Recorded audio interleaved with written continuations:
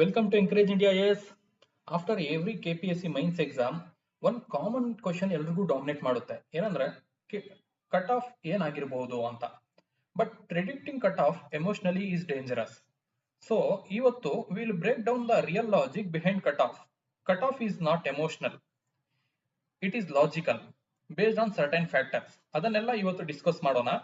ಈ ವಿಡಿಯೋ ಅಲ್ಲಿ ನಾನು ಇವತ್ತು factors which decide KPSC mains cutoff, factors affecting mains exam, myths versus reality.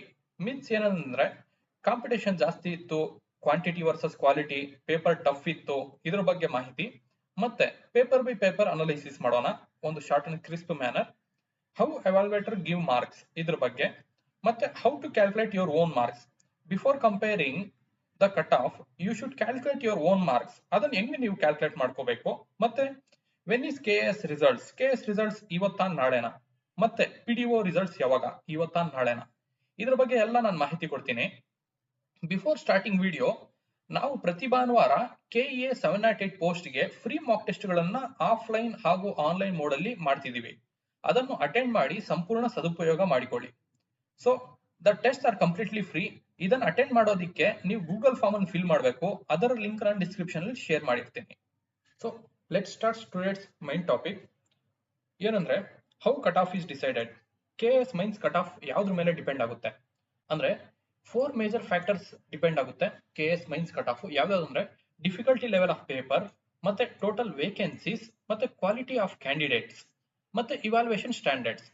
Difficulty level of paper straight forward ಹೇಳ್ತೀನಿ, difficulty was moderate. Total vacancies ಜಾಸ್ತಿ ಇದ್ದಿದ್ರಿಂದ comparatively last time 384 post ಗಳಿತ್ತು, ಅದರಿಂದ cut off ಕಡಿಮೆ ಆಗಿರುತ್ತೆ. ಮತ್ತೆ quality of candidates, it depends. ಇವಾಗ high quality candidates appear ಆದ್ರೆ cut off absolutely ಜಾಸ್ತಿ ಆಗುತ್ತೆ. ಮತ್ತೆ ಇವಾಲ್ಯೂಯೇಷನ್ ಸ್ಟ್ಯಾಂಡರ್ಡ್ಸ್, ಇದ್ರ ಮೇಲೆ ಎಲ್ಲ ಕಟ್ ಆಫ್ ಡಿಪೆಂಡ್ ಆಗುತ್ತೆ. Cut off is very logical, not unpredictable. It can be predictable. Next, factors affecting mains exam. Answer writing quality. ನೀವು ಎಷ್ಟೊಂದು ಚೆನ್ನಾಗಿ ಆನ್ಸರ್ ರೈಟಿಂಗ್ ಮಾಡಿದೀರಾ ಇದ್ರ ಮೇಲೆ ಮೈನ್ಸ್ ಎಕ್ಸಾಮ್ ಡಿಪೆಂಡ್ ಆಗುತ್ತೆ. ಮತ್ತೆ ನೀವು ಕಂಪ್ಲೀಷನ್ ರೇಟ್, ನೀವು ಪ್ರತಿ ಕ್ವಶನ್ ಅನ್ನ ಎಷ್ಟೊಂದು ಕಂಪ್ಲೀಟ್ ಮಾಡಿದೀರಾ, ಎಷ್ಟೊಂದು ಪೇಜಸ್ ಅನ್ನ ತುಂಬಿದೀರಾ, ಅದ್ರಲ್ಲಿ ಕ್ವಾಲಿಟಿ ಎಷ್ಟಿದೆ ಅದ್ರ ಮೇಲೆ ಡಿಪೆಂಡ್ ಆಗುತ್ತೆ. ಮತ್ತೆ ವ್ಯಾಲ್ಯೂ ಅಡಿಷನ್, ನೀವು value addition like current affairs ಅನ್ನ ನೀವು ತುಂಬಿದೀರಾ ಇಲ್ವಾ, ಮತ್ತೆ ಸರ್ಟೈನ್ ನೀವು ಪಾಲಿಸೀಸ್ ಸ್ಕೀಮ್ಸ್ ಅನ್ನ ಬರೆದಿದ್ದೀರಾ ಇಲ್ವಾ, ಮತ್ತೆ ಪ್ರೆಸೆಂಟೇಷನ್ ಹೆಂಗ್ ಮಾಡಿದೀರಾ, ಪ್ರಾಪರ್ ಸ್ಟ್ರಕ್ಚರ್ ಅಲ್ಲಿ ನೀವು ಬರ್ದಿದ್ದೀರಾ. ಇಂಟ್ರೊಡಕ್ಷನ್ ಅಲ್ಲಿ ಸರ್ಟೈನ್ ನೀವು ಸ್ಟ್ಯಾಟಿಸ್ಟಿಕಲ್ ಡೇಟಾ ಆಗಿರ್ಬೋದು, ಸ್ಕೀಮ್ಸ್ ಆಗಿರ್ಬೋದು, ಮತ್ತೆ ನೀವು ಬೇರೆ ಪಾಲಿಸಿಗಳಾಗಿರ್ಬೋದು, ಇದನ್ನೆಲ್ಲ ಬರ್ದಿದ್ದೀರಾ ಇಲ್ವಾ, ಇದ್ರ ಮೇಲೆ. ಮತ್ತೆ ಬಾಡಿಯಲ್ಲಿ ನೀವು ಡಿಫ್ರೆಂಟ್ ಡೈಮೆನ್ಷನ್ಸ್ ಎಲ್ಲ ಪ್ರೆಸೆಂಟ್ ಮಾಡಿದ್ದೀರಾ. ಮತ್ತೆ ಕನ್ಕ್ಲೂಷನ್ ಅಲ್ಲಿ ಫಾರ್ ಎಕ್ಸಾಂಪಲ್ ನೀವು SDG ಗೋಲ್ಸ್ ಆಗಿರ್ಬೋದು, ಮತ್ತೆ ಬೇರೆ ಪಾಲಿಸೀಸ್ ಇದನ್ನೆಲ್ಲ ಮಾಡಿದ್ದೀರಾ. ಮತ್ತೆ ಇವಾಲ್ಯುಯೇಟರ್ ಸೈಕಾಲಜಿ, ಅವ್ರ ಸೈಕಾಲಜಿ ಹೆಂಗಿರುತ್ತೆ ಇದ್ರ ಮೇಲೆ ಎಲ್ಲ ನಿಮ್ಮ ಮೈನ್ಸ್ ಇವಾಲ್ಯೂಯೇಷನ್ ಡಿಪೆಂಡ್ ಆಗಿರುತ್ತೆ. ಮತ್ತೆ certain myths and reality. Myths ಏನು, ಅದರ ರಿಯಾಲಿಟಿ ಏನು ಅಂತ ಡಿಸ್ಕಸ್ ಮಾಡೋಣ. Myth 1, competition is very high. This is a quite common myth, ಎಲ್ಲರೂ ಡಿಸ್ಕಸ್ ಮಾಡೋದು ಸ್ಟೂಡೆಂಟ್ಸ್. ಏನಂದ್ರೆ ರಿಯಾಲಿಟಿ ಏನಂದ್ರೆ competition is always high. Competition ನೀವು ಇವತ್ತಲ್ಲ ಇನ್ನೊಂದು 10 ವರ್ಷ ಆದ್ಮೇಲೆ KS ಎಕ್ಸಾಮ್ ಬರೀರಿ, ಯಾವತ್ತೇ ಆಗ್ಲಿ ಗೆಜೆಟೆಡ್ ಪ್ರೊಫೆಷನಲ್ಸ್ ಹಾಗೂ UPSC IAS KS ಎಕ್ಸಾಮ್ಸ್ಗೆ ಆಲ್ವೇಸ್ ಕಾಂಪಿಟೇಷನ್ ಜಾಸ್ತಿ ಇರುತ್ತೆ. ಏಕೆಂದ್ರೆ ಪ್ರತಿ ಎಕ್ಸಾಮ್ ಅಲ್ಲಿ 10 to 15% ಸೀರಿಯಸ್ ಆಸ್ಪಿರೆಂಟ್ಸ್ ಇರ್ಲೇ ಇರ್ತಾರೆ. ಅವರು ಒಂದು ಡೈ ಹಾರ್ಡ್ ಆಗಿಬಿಟ್ಟು ಪ್ರಿಪರೇಷನ್ ಮಾಡ್ತಾ ಇರ್ತಾರೆ. ಸೊ ಅವ್ರ ಕಾಂಪಿಟೇಷನ್ ಆಲ್ವೇಸ್ ಟಾಪ್ ಲೆವೆಲ್ ಇಡ್ತಾರೆ. So this is the reality. ಮತ್ತೆ myth 2, quantity versus quality. Quantity ಇದ್ರೆ ಸಾಕು, ಕ್ವಾಲಿಟಿ ಡಸಂಟ್ ಮ್ಯಾಟರ್ ಅನ್ನೋರಿಗೆ ಒಂದು ಕಾಮನ್ ಆನ್ಸರ್ ಏನಂದ್ರೆ ಕ್ವಾಲಿಟಿ 70% ಮ್ಯಾಟರ್ ಆಗುತ್ತೆ KS ಎಕ್ಸಾಮ್ ಅಲ್ಲಿ, ಕ್ವಾಂಟಿಟಿ ಸಹ ಮ್ಯಾಟರ್ ಆಗುತ್ತೆ, that is only 30%. You need both. ಒಂದನ್ನು ಇಟ್ಕೊಂಡು ನಾನು ಕ್ವಾಲಿಫೈ ಆಗ್ತೀನಿ ಅನ್ನೋದು ತುಂಬಾ ಸುಳ್ಳು. ಸೆಕೆಂಡ್ ಮತ್ತೆ third point, myth 3, I wrote first 3 to 4 answers well, so automatically I will get high marks. Starting ಅಲ್ಲಿ ಒಂದ್ 2-3 ಕ್ವಶನ್ಗಳು ನಾನು ಚೆನ್ನಾಗಿ ಮಾಡಿದ್ದೀನಿ, ಮತ್ತೆ ನಾನು ಅಷ್ಟೊಂದು ಚೆನ್ನಾಗಿ ಮಾಡಿಲ್ಲ, ಬಟ್ ನನಗೆ ಒಳ್ಳೆ ಮಾರ್ಕ್ಸ್ ಸಿಗುತ್ತೆ ಯಾಕೆಂದ್ರೆ ನಾನು ಸ್ಟಾರ್ಟಿಂಗ್ ಅಲ್ಲಿ ಚೆನ್ನಾಗಿ ಬರ್ದಿದ್ದೀನಿ ಅಂತ. So it is completely wrong. ಯಾಕೆಂದ್ರೆ every question carries equal importance. ನಿಮ್ಮ ಪ್ರತಿಯೊಂದು ಕ್ವಶನ್ ಇವಾಲ್ಯುಯೇಟರ್ ಒಂದು ಫ್ರೆಶ್ ಆಗಿ ನೋಡ್ತಾರೆ.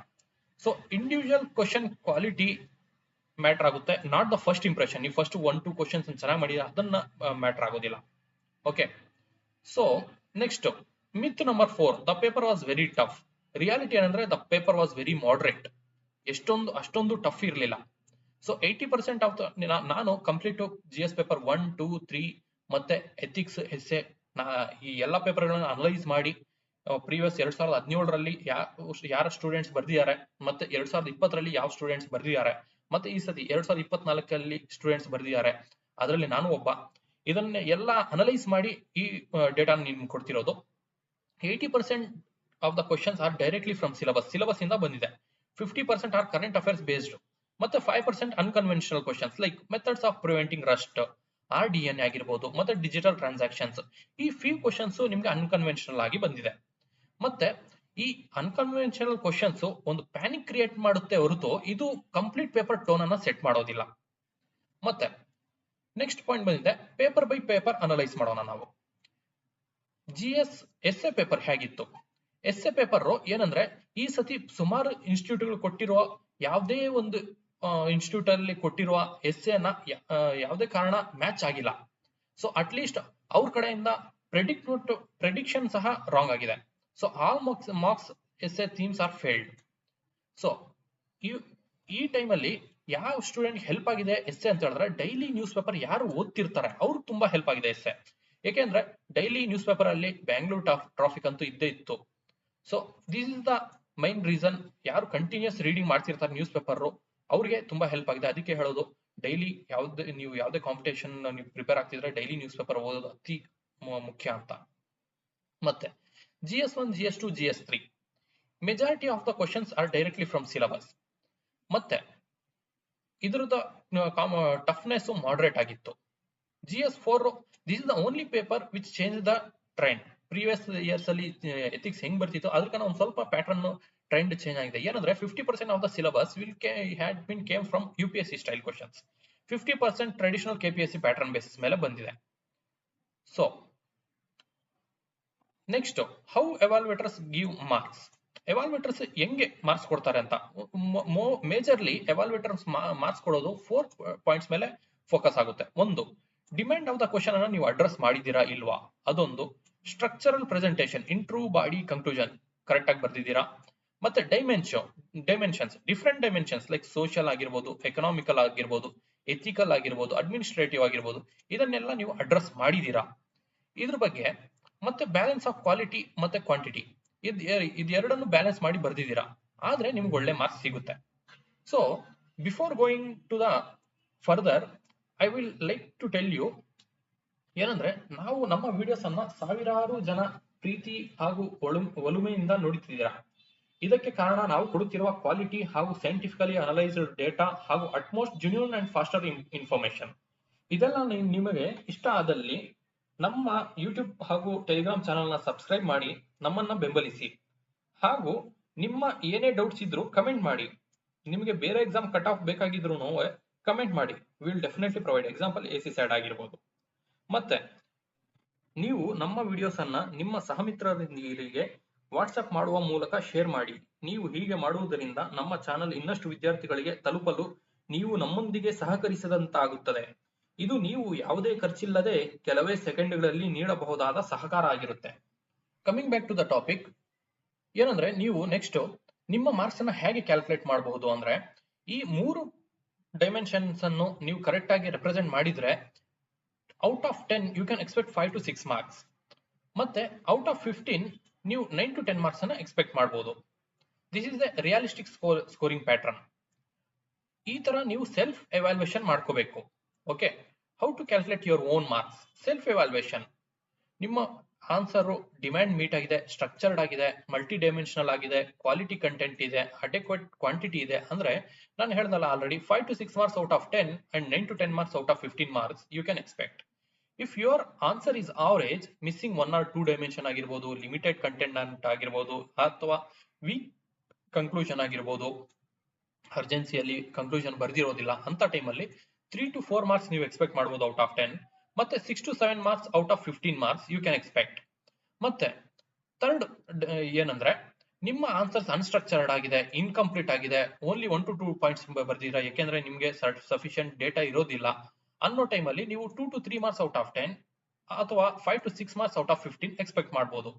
ಈ ತರ ನೀವು ನಿಮ್ಮ ಕ್ವಶನ್ಸ್ ಅನ್ನ ನೀವು ಆನ್ಸರ್ಗಳನ್ನ ಹೆಂಗ್ ಬರ್ದಿದ್ದೀರಾ ಅನ್ನೋದನ್ನ ಮಾರ್ಕ್ಸ್ ಅನ್ನ ನೀವು ಸೈಡ್ ಅಲ್ಲಿ ಬರ್ಕೊಂಡು ಒಮ್ಮೆ ಟೋಟಲ್ ಮಾಡಿ ಕ್ಯಾಲ್ಕುಲೇಟ್ ಮಾಡಿದ ಮೇಲೆ ನಿಮ್ಮ ಟೋಟಲ್ ಮಾರ್ಕ್ಸ್ ಅನ್ನ ನಮ್ಮ ಈ ಕಟ್ ಆಫ್ ಜೊತೆ ಕಂಪ್ಯಾರಿಸನ್ ಮಾಡಿ ನೋಡಿ, ಅವಾಗ ನಿಮಗೆ ಎಷ್ಟೊಂದು ಟೋಟಲ್ ಮಾರ್ಕ್ಸ್ ಬರ್ತಿದೆ ಅನ್ನೋದು ನಿಮ್ಗೆ ಗೊತ್ತಾಗುತ್ತೆ.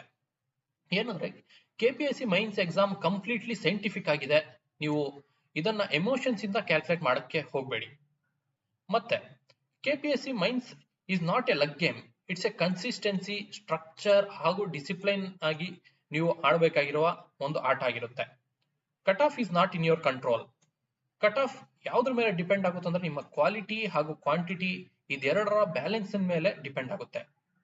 So coming back to the cut off, the real game ಏನಂದ್ರೆ ಜನರಲ್ ಮೆರಿಟ್ ಅವ್ರಿಗೆ ಈ ಸತಿ 790 ಮಾರ್ಕ್ಸ್ ಅನ್ನ ನೀವು ಎಕ್ಸ್ಪೆಕ್ಟ್ ಮಾಡಬಹುದು.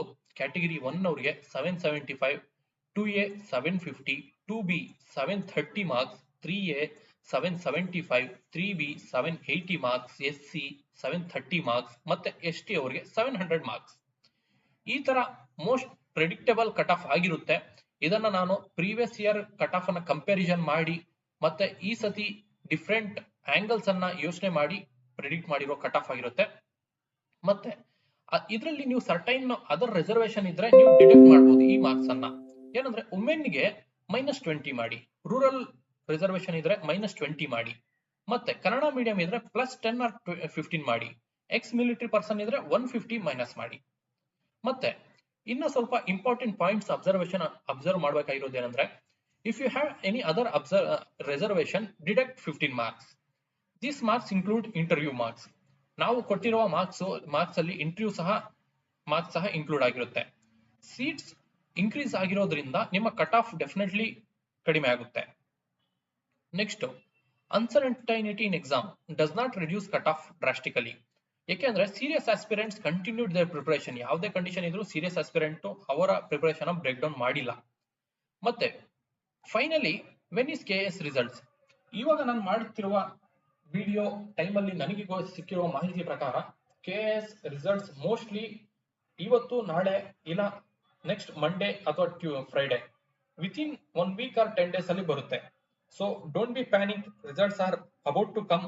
Don't get hesitate, face the difficulties, face the happiness, whatever the thing, accept it with wholeheartedly. ದೇವರು ನಿಮ್ಗೆ ಯಾವತ್ತೇ ಆಗ್ಲಿ ಒಳ್ಳೇದೇ ಮಾಡ್ತಾನೆ.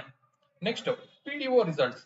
PDO ರಿಸಲ್ಟ್ಸ್ 1:1 ಅನುಮೋದನೆಗೆ ಸಲ್ಲಿಸಲಾಗಿದೆ. ಸೊ ಮೋಸ್ಟ್ಲಿ ಇವತ್ತು ಅಥವಾ ನಾಳೆ PDO 1:1 ಲಿಸ್ಟ್ ಬರುತ್ತೆ.